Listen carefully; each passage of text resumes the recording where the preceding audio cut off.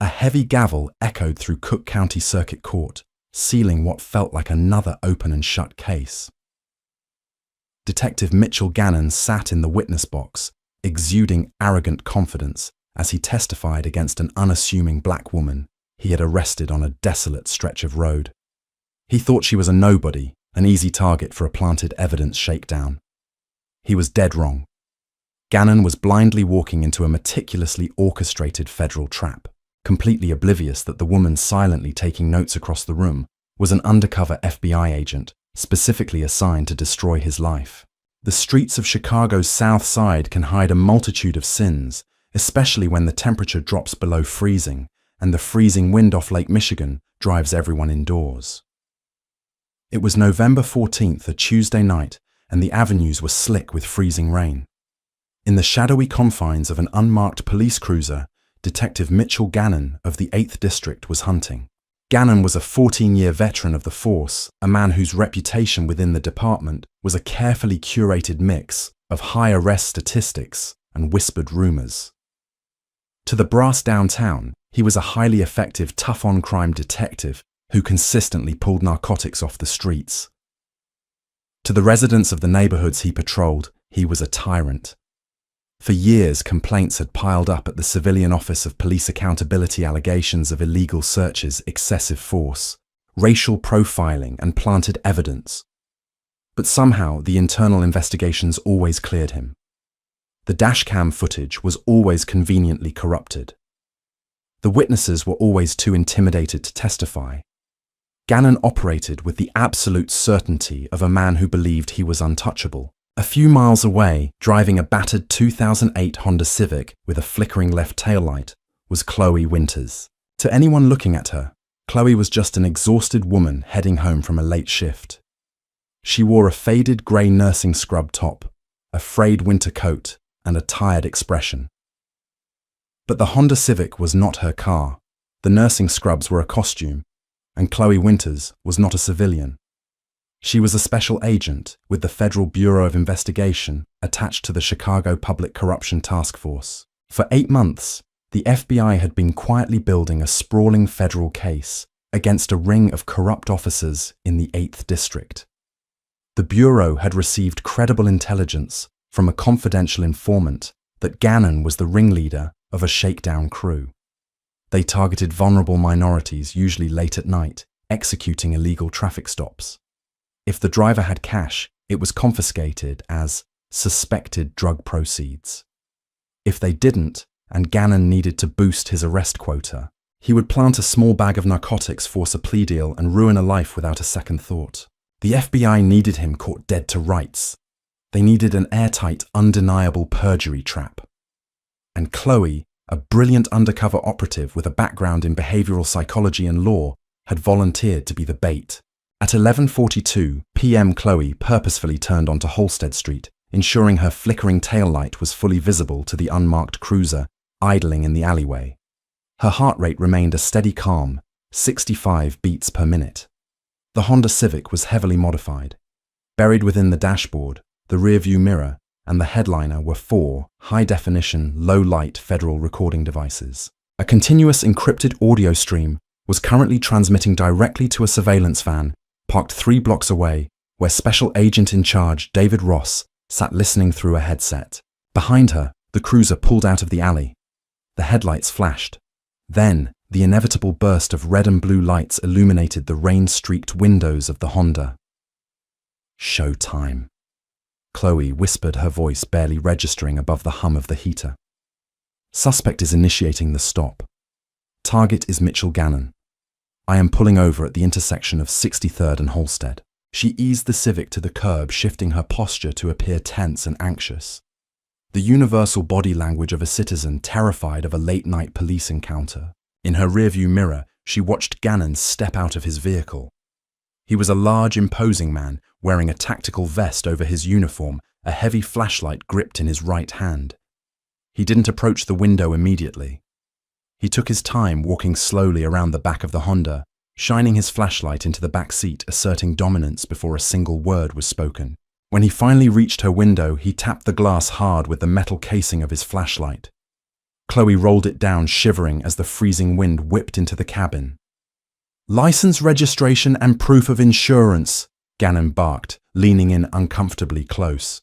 He didn't offer a greeting. He didn't state the reason for the stop. "Is there a problem, officer?" Chloe asked, pitching her voice slightly higher, injecting a subtle tremor of nervousness. "I asked for your paperwork." "Hand it over now," Gannon demanded. Chloe fumbled with her purse, deliberately moving a little too frantically, acting the part of the intimidated civilian. She handed over a meticulously crafted alias identity, an Illinois driver's license belonging to Chloe Jackson, a pediatric nurse with no criminal record. Gannon snatched the cards from her hand. He shone the flashlight directly into her eyes, blinding her for a moment. "You know your left tail light is out." "No, sir, I didn't know." "Where are you coming from?" "Work. I just finished a shift at the clinic." Gannon scoffed a cruel, dismissive sound. He looked at the modest interior of the car, then back at her. In his mind, he was running a calculus he had run 100 times before. She was a black woman alone late at night in a beat-up car in a high-crime area. She didn't have money to hire a high-priced defense attorney. She was perfect. "Step out of the vehicle," Gannon ordered. "Step out for a tail light," Chloe asked, allowing her voice to rise in feigned protest. "Step out of the damn car before I pull you out," Gannon shouted, his hand dropping to the holster of his service weapon. Inside the surveillance van, David Ross clenched his jaw. He hovered his finger over the tactical radio, ready to flood the street with federal agents if Gannon crossed the line into physical violence. But Chloe had strict instructions let him dig his grave. Chloe slowly unbuckled her seatbelt and stepped out into the freezing rain. "Put your hands on the hood. Spread your legs," Gannon commanded. He patted her down, his hands unnecessarily rough. "I smell marijuana in the vehicle," he lied smoothly. "I'm conducting a probable cause search." "There's no marijuana in my car," Chloe said firmly. "You don't have my consent to search." "I don't need your consent," Gannon sneered. He left her standing in the freezing rain and began tearing the Honda apart. He pulled out the glove box, tossed her nursing textbooks onto the wet pavement, and ripped up the floor mats. He was looking for cash. Finding none, his frustration mounted. Chloe watched him closely through the rain, tracking his movements. Then the moment happened. Gannon turned his back to her, leaning deep into the driver's side footwell. When he emerged, he was holding a small, clear plastic bag containing a white crystalline substance. "Well, well, well," Gannon said, a victorious smirk spreading across his face as he held the bag up to the street lamp. "What do we have here? Looks like our little nurse is moving crystal meth on the side." Chloe stared at him, mastering every ounce of her FBI training to suppress the urge to smile. The bag hadn't come from her car. It had come from Gannon's tactical vest, and all 4 hidden federal cameras had captured the sleight of hand in crystal clear 1080p high definition. "That's not mine," Chloe said, her voice shaking, not with fear, but with the adrenaline of a successful sting. "You just planted that." Gannon laughed, a dark, hollow sound. He grabbed her roughly by the arm and spun her around, slamming her wrists together. "Save it for the judge, sweetheart. You're under arrest." As the cold steel of the handcuffs clicked around her wrists, Chloe Winters lowered her head, hiding her face from the streetlights. Mitchell Gannon thought he had just ruined a woman's life. He had no idea he had just handed the United States Department of Justice the key to his own destruction. The ride to the 8th District Precinct was a masterclass in psychological abuse. Gannon drove erratically, taking sharp turns that sent Chloe sliding painfully across the hard plastic bench of the cruiser's back seat. The entire way he mocked her. "You're looking at a Class X felony, Jackson." Gannon called over his shoulder, his eyes meeting hers in the rearview mirror. "Distribution of methamphetamine. That's a mandatory minimum of 6 to 30 years. The state's attorney is going to eat you alive." Chloe remained silent, staring out the rain-streaked window. Her silence irritated him. He was used to his victims begging, crying, pleading for a break. He thrived on the power dynamic, the desperate negotiations that sometimes led to him extorting money in exchange for letting them go. But this woman just sat there, eerily composed. "You got nothing to say," Gannon prodded. "Usually you people are crying about how unfair the system is right about now. I'd like to invoke my right to remain silent, and I'd like to speak to an attorney," Chloe said evenly, quoting the Miranda warning with practiced precision. Gannon chuckled. "Good luck affording one nurse." Upon arriving at the precinct, the dehumanizing machinery of the criminal justice system took over. Chloe was processed under her alias, Chloe Jackson. She was fingerprinted, photographed, and stripped of her belongings. She endured the indignity of a holding cell sitting on a concrete bench next to a woman, coming down off a heroin high, and a teenager crying over a shoplifting charge. Through the barred window of the holding cell, Chloe could see the bullpen where the detectives worked. She watched Mitchell Gannon sitting at his desk, typing out his arrest report. He was hunting and pecking at the keyboard, sipping a terrible cup of precinct coffee, utterly relaxed. He was weaving the narrative that he believed would send her to prison. The FBI had prepared for this exact scenario. The alias, Chloe Jackson, had a meticulously backstopped history. If the Chicago Police Department ran her fingerprints, they would bounce back to a dummy file maintained by the DOJ. The system would show her as a clean citizen with no priors. It was essential that Gannon suspected nothing. If he knew he had arrested a federal agent, he would destroy his report claim a misunderstanding, and the Bureau would lose their chance to nail him for felony perjury and civil rights violations under the color of law. They needed him to lock himself into his lies on official government documents. At 3 a.m., the holding cell guard approached the bars. "Jackson, you get one call." Chloe was escorted to a wall-mounted phone. She dialed a local Chicago number. It rang twice before it was picked up. "Hello," a deep voice answered. It was SAC David Ross, sitting in the FBI field office downtown. "Uncle David, it's Chloe," she said, projecting a panicked, exhausted tone for the benefit of the listening guard. "I've been arrested. They're charging me with possession. It's completely made up, but I need bail money." "We're on it, Chloe," Ross said, his voice dropping the familial pretense, entirely adopting the crisp tone of a commanding officer. "We have the audio and video from the vehicle. It's flawless. You did incredible work. We have an undercover operative acting as your bail bondsman heading to the courthouse now. Just sit tight." "Please hurry, Uncle David," Chloe whimpered, hanging up the phone. By 9 a.m. the next morning, Chloe was standing in front of a Cook County magistrate judge for her initial bail hearing. Mitchell Gannon wasn't there. He had finished his shift and gone home to sleep comfortable in the knowledge that his paperwork was filed. The prosecutor, an overworked assistant state's attorney, who hadn't even looked at the file until 3 minutes before the hearing read from Gannon's sworn affidavit. "Your Honor, the defendant Chloe Jackson was pulled over for a traffic violation. Upon approach, Detective Mitchell Gannon observed the defendant exhibiting erratic and combative behavior. The defendant refused lawful orders to exit the vehicle and physically resisted the officer. Once subdued, a search of the defendant's immediate vicinity yielded 22 grams of crystal methamphetamine. The state requests bail be set at $50,000. Chloe stood beside a public defender, her face a mask of quiet stoicism.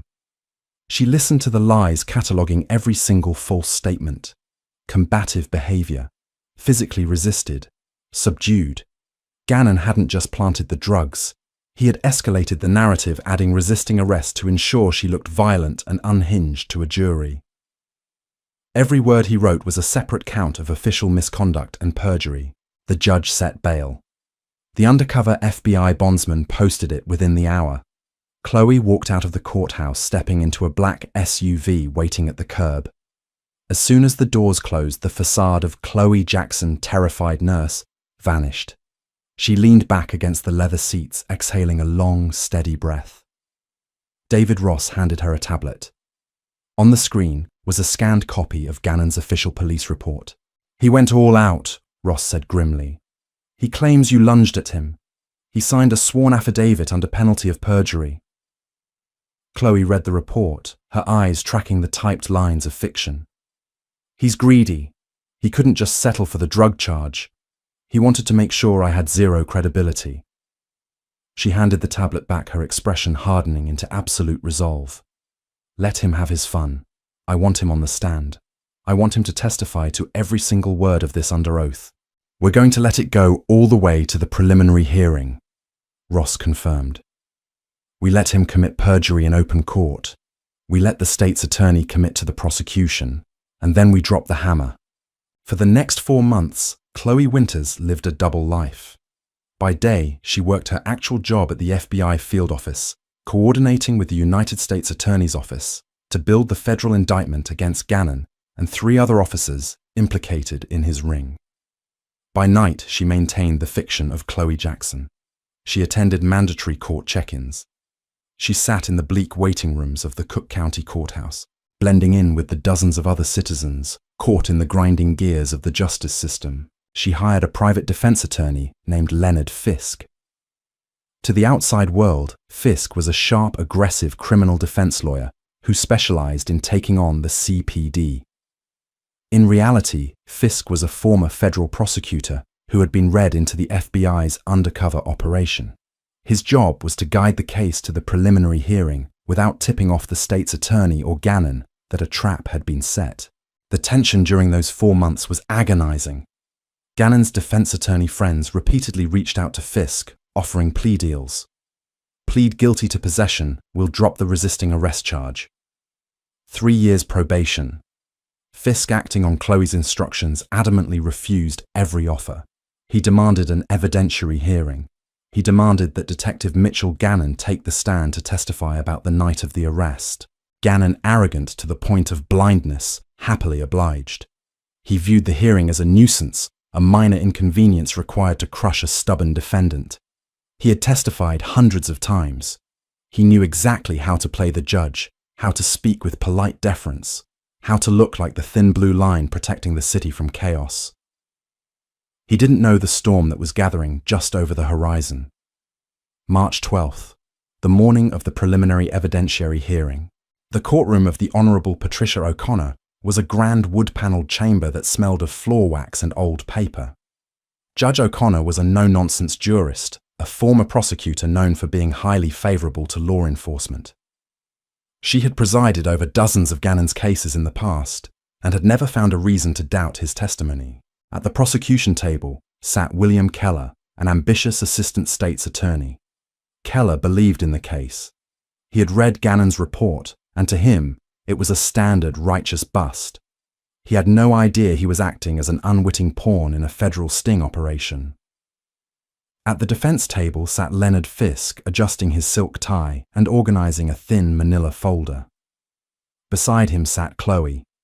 She wore a modest, inexpensive navy blue suit. She looked small, defensive, and thoroughly defeated. "All rise," the bailiff called out as Judge O'Connor took the bench. "The Circuit Court of Cook County is now in session." Judge O'Connor adjusted her glasses and looked down at the docket. State of Illinois versus Chloe Jackson. Motion to suppress evidence based on an illegal search and seizure. Mr. Keller, is the state ready to proceed? "We are, Your Honor," Keller said, standing up. The state calls Detective Mitchell Gannon to the stand. The heavy wooden doors at the back of the courtroom swung open.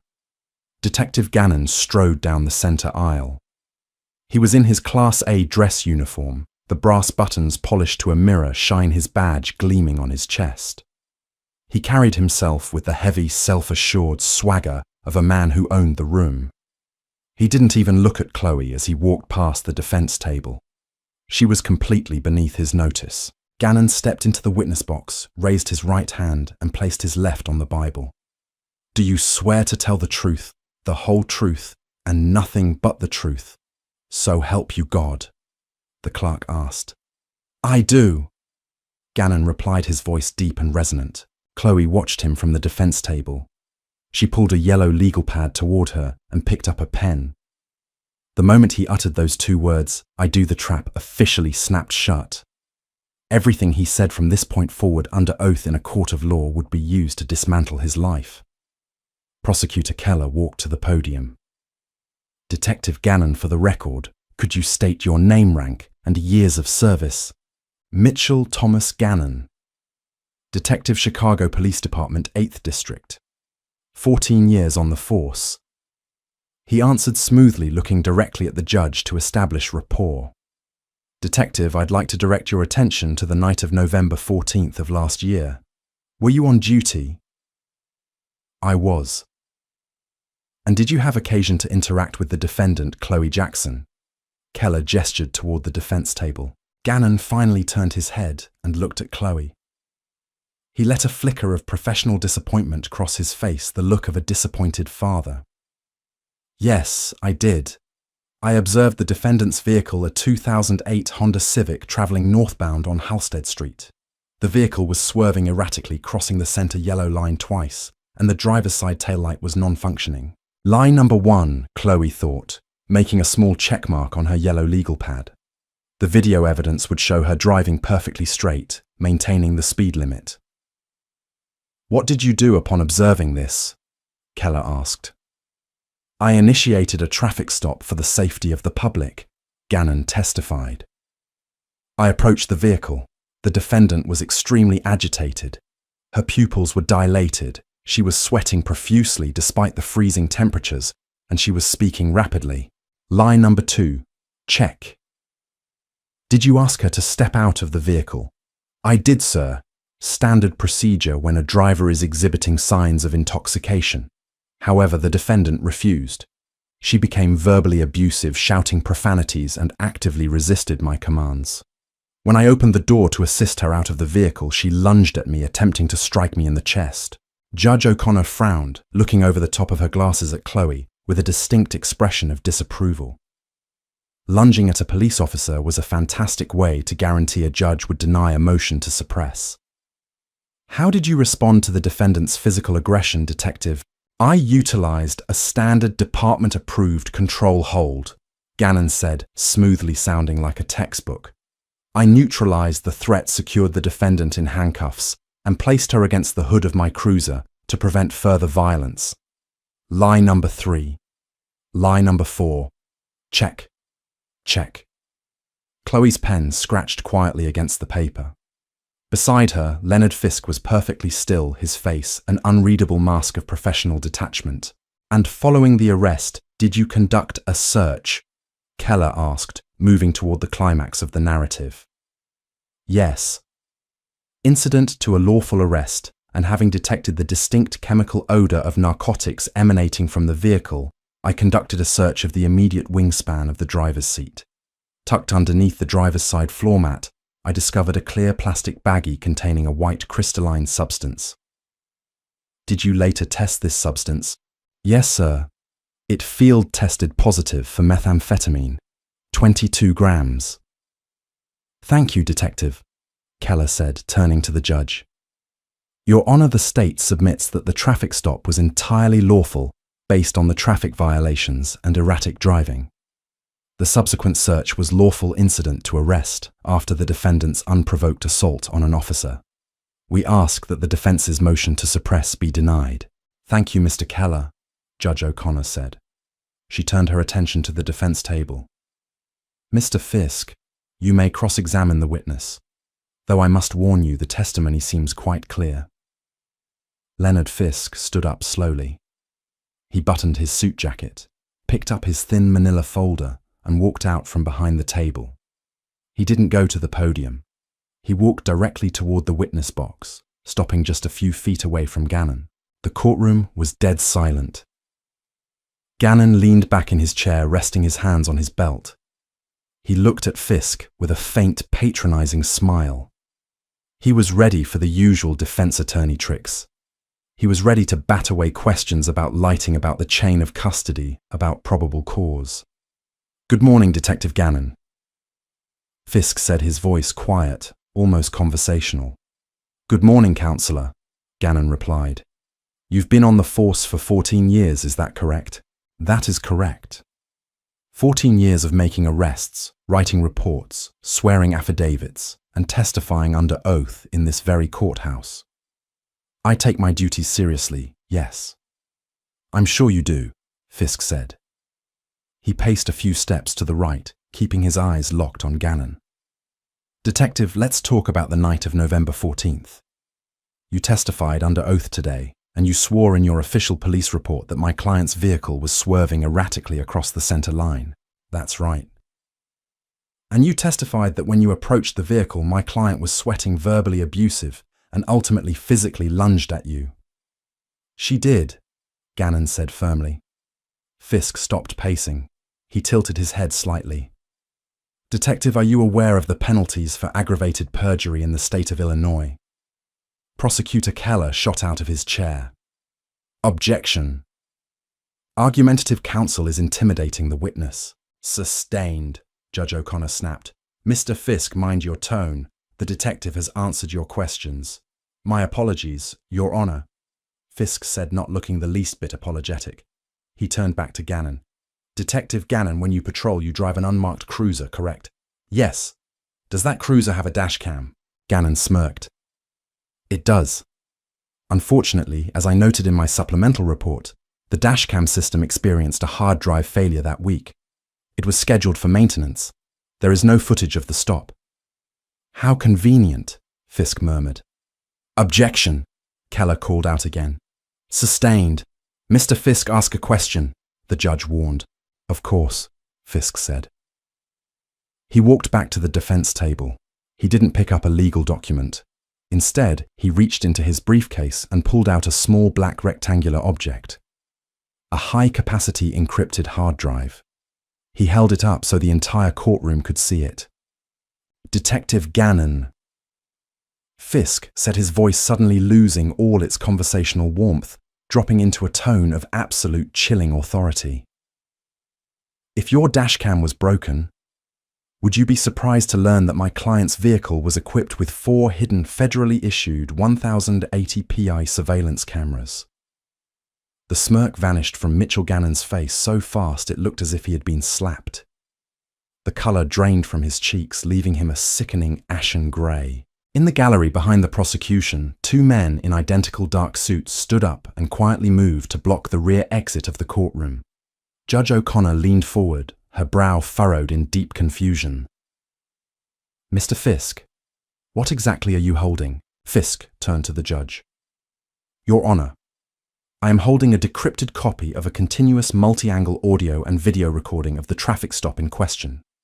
A recording that will definitively prove that Detective Gannon committed perjury on this stand, falsified an official government record, and actively planted 22 grams of methamphetamine in my client's vehicle.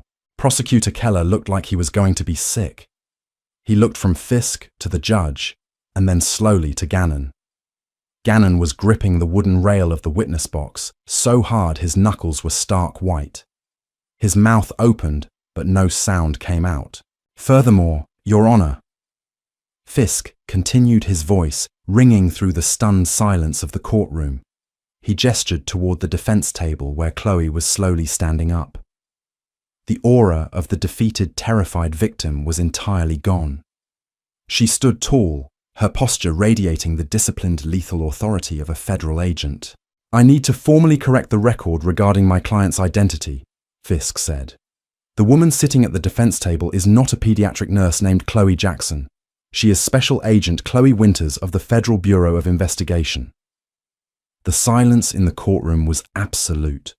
It was a heavy, suffocating weight that pressed down on the room, broken only by the sound of Mitchell Gannon's ragged breathing as the reality of his destruction finally set in. The silence in the courtroom was not merely quiet. It was a physical weight, a suffocating vacuum that seemed to suck the oxygen straight out of the room. Mitchell Gannon remained frozen in the witness box, his knuckles bone white as he gripped the wooden railing. The confident, swaggering predator who had strolled down the center aisle just minutes earlier had vanished. In his place sat a man realizing in real time that his life was effectively over.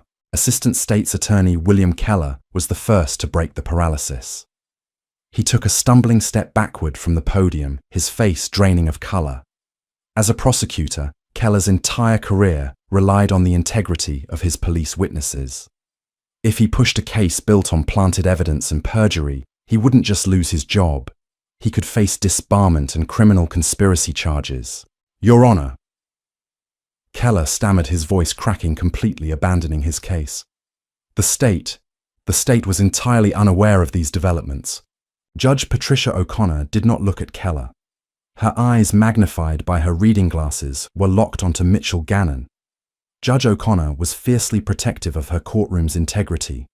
She had built a reputation on trusting law enforcement, and Gannon had just weaponized that trust, turning her court into an instrument of his personal corruption. The betrayal etched deep lines of fury across her face.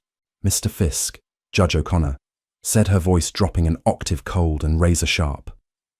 "You claim to have federal video evidence contradicting the sworn testimony just provided by this detective." "I do, Your Honor," Fisk replied, stepping toward the bailiff with a sleek encrypted laptop. "With the court's permission, I can connect this directly to the courtroom's AV system. The footage speaks for itself. It captures the entire encounter from 4 distinct synchronized angles, including high-definition audio." "Do it," O'Connor commanded. "Objection, Your Honor." Gannon suddenly blurted out, his voice, shrill panic finally breaking through his paralysis. "This is an ambush. That evidence hasn't been submitted through discovery. It's a violation of procedure. You will sit down and shut your mouth, detective," Judge O'Connor roared, slamming her gavel with the force of a gunshot. "You are under oath. You do not make objections. You answer questions. If you speak again without being spoken to, I will hold you in direct criminal contempt and throw you in a county cell myself. Am I understood?" Gannon swallowed hard, his throat clicking audibly in the silent room. He sank back into the wooden chair, looking frantically toward the heavy double doors at the back of the courtroom. The 2 men in dark suits, federal agents, had casually moved in front of the exit, their arms crossed. There was no way out. Fisk plugged the laptop into the podium's media port. The large flat-screen monitors mounted on the courtroom walls flickered to life. The screen split into 4 quadrants. The top left showed a view from the Honda Civic's dashboard, looking out at the rainy street. The top right showed a hidden camera built into the rear-view mirror, perfectly capturing Chloe's face and the driver's side window. The bottom left was positioned in the headliner, offering a wide shot of the interior. The bottom right showed a hidden bumper camera facing backward. Fisk pressed play. The courtroom speakers crackled with the sound of the Honda's heater and the relentless freezing rain. The footage showed Chloe driving perfectly straight down Halstead Street. There was no swerving. There was no erratic behavior. Then, the red and blue lights flashed on the bottom right screen. The courtroom watched as Gannon approached the car. They heard his immediate aggressive hostility. License registration and proof of insurance. Hand it over now. They watched Chloe's brilliant performance, the nervous, compliant citizen.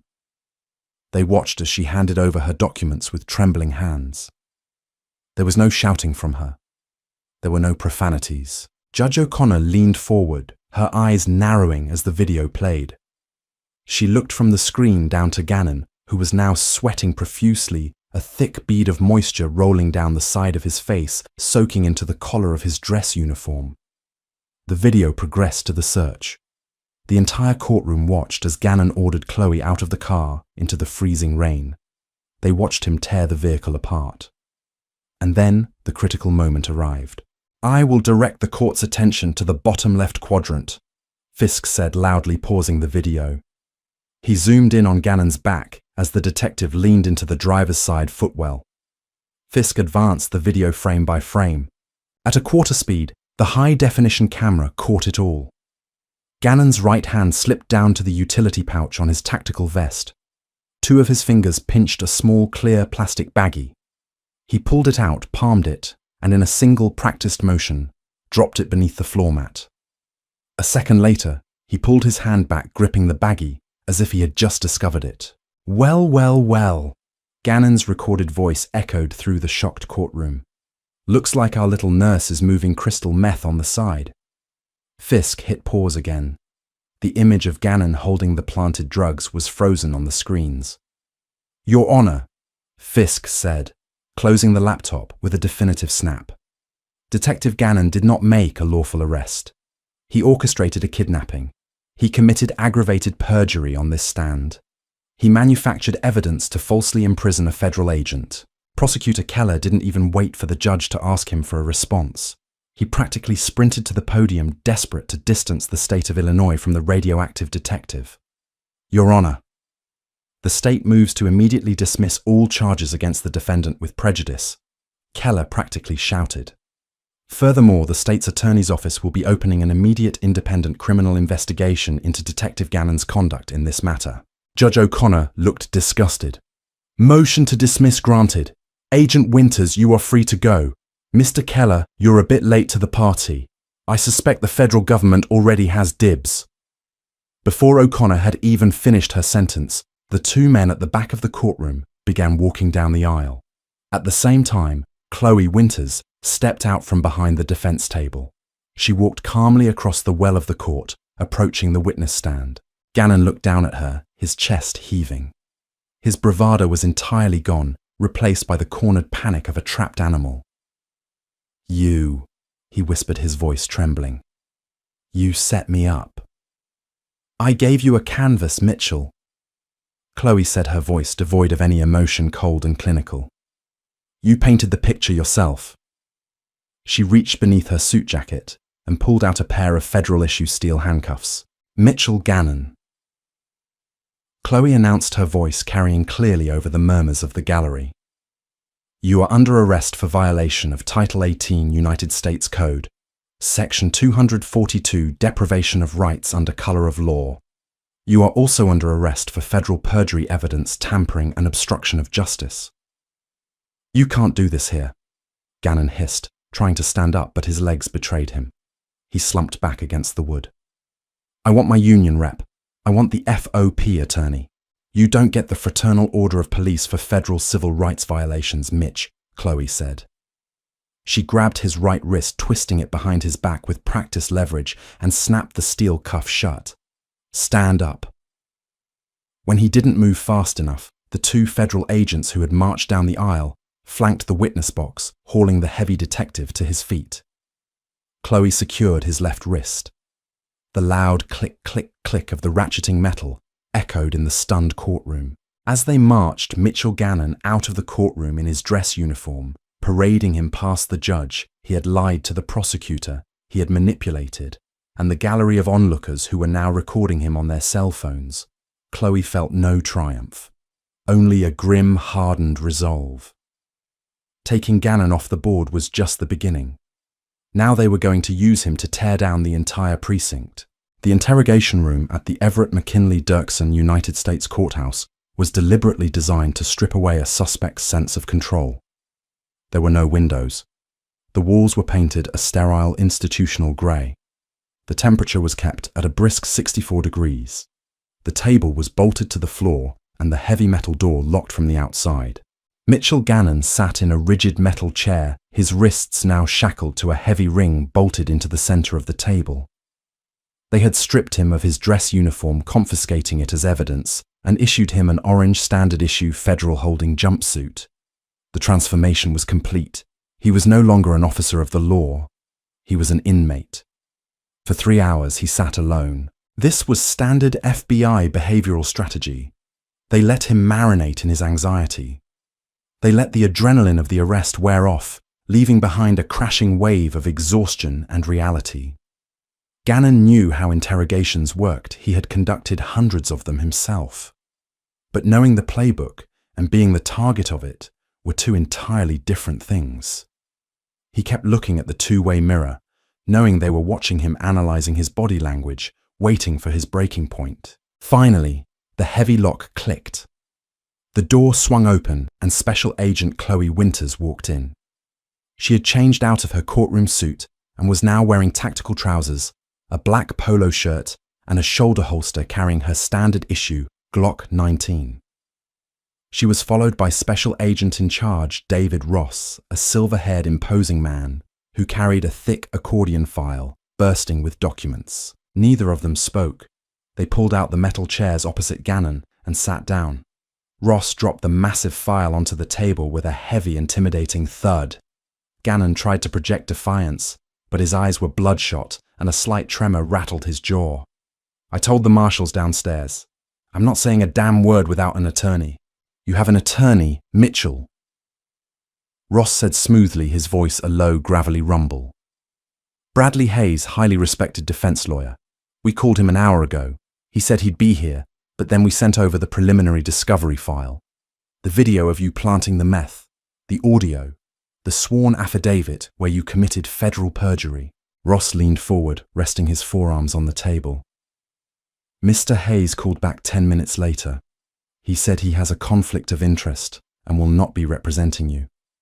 Apparently, even expensive lawyers don't want to tie their reputation to a cop caught dead to rights on 1080p video depriving a federal agent of her civil rights. Gannon swallowed hard, the last pillar of his defense crumbling. He was completely isolated. You're looking at 20 years, Mitchell, Chloe said, speaking for the first time. She didn't raise her voice. She didn't sound angry. She sounded like a surgeon diagnosing a terminal disease.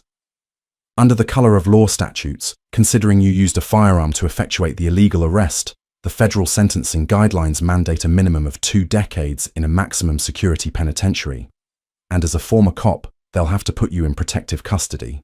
20 years in a 6x8 concrete box for 23 hours a day. You think you broke me?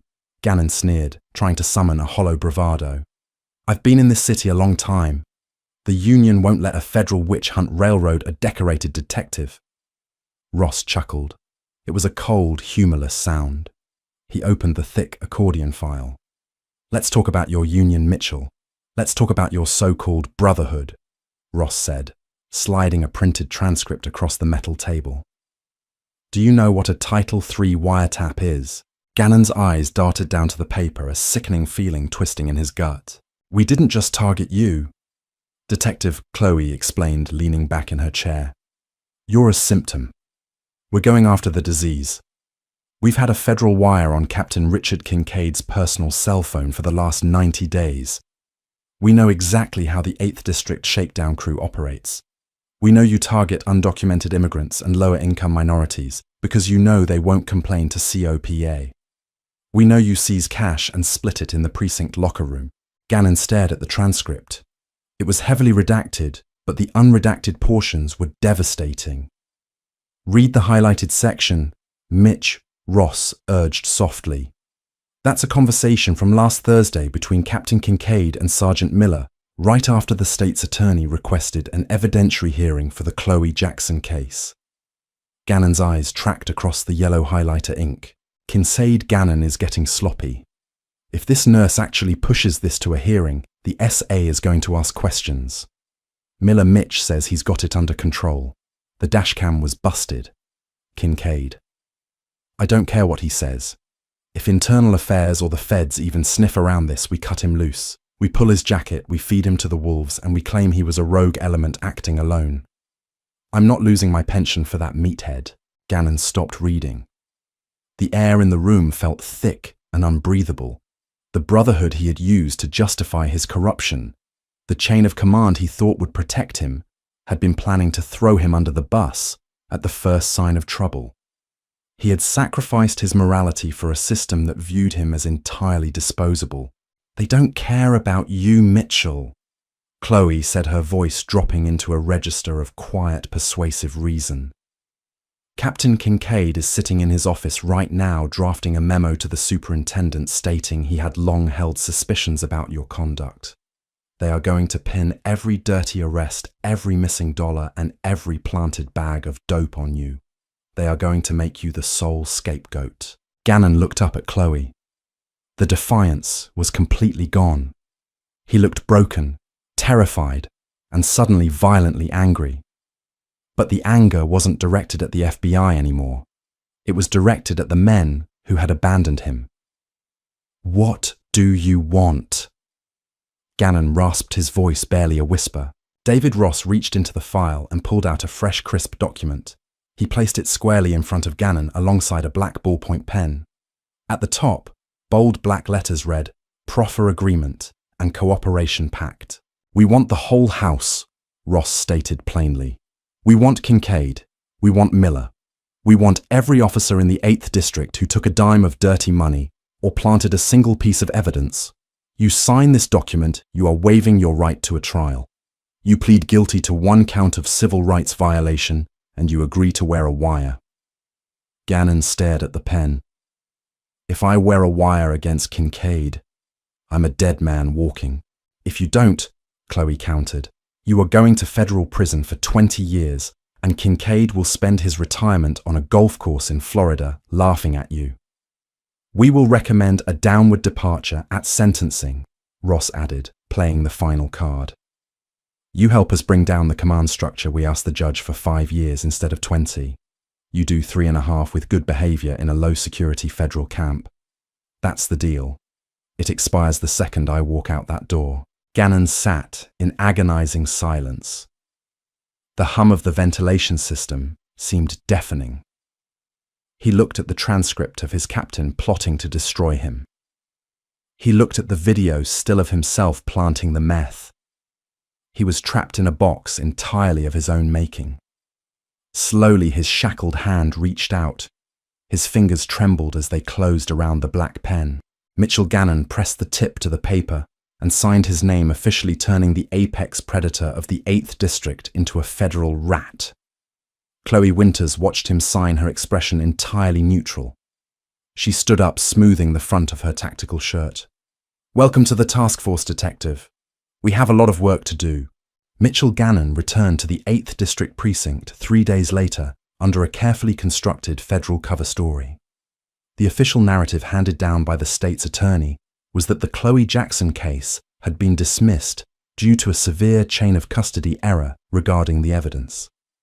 Captain Richard Kincaid accepted the lie, relieved that his precinct had dodged a massive public relations disaster.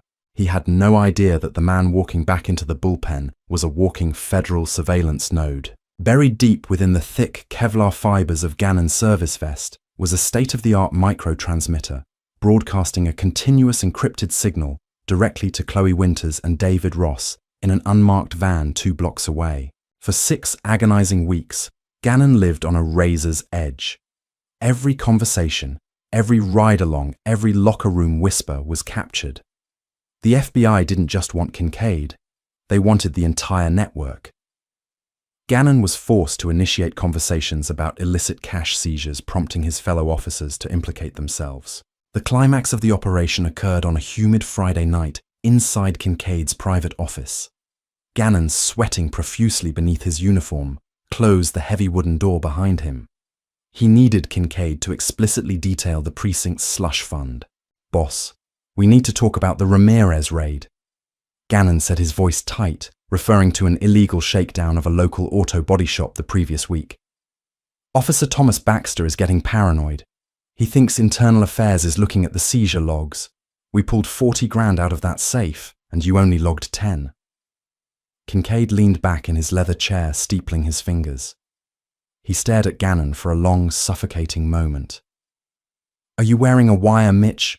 In the surveillance van, Chloe Winters tensed her hand, dropping to her radio. If Kincaid searched him, Gannon was dead. Gannon let out a harsh, bitter laugh, forcing righteous indignation into his voice. A wire!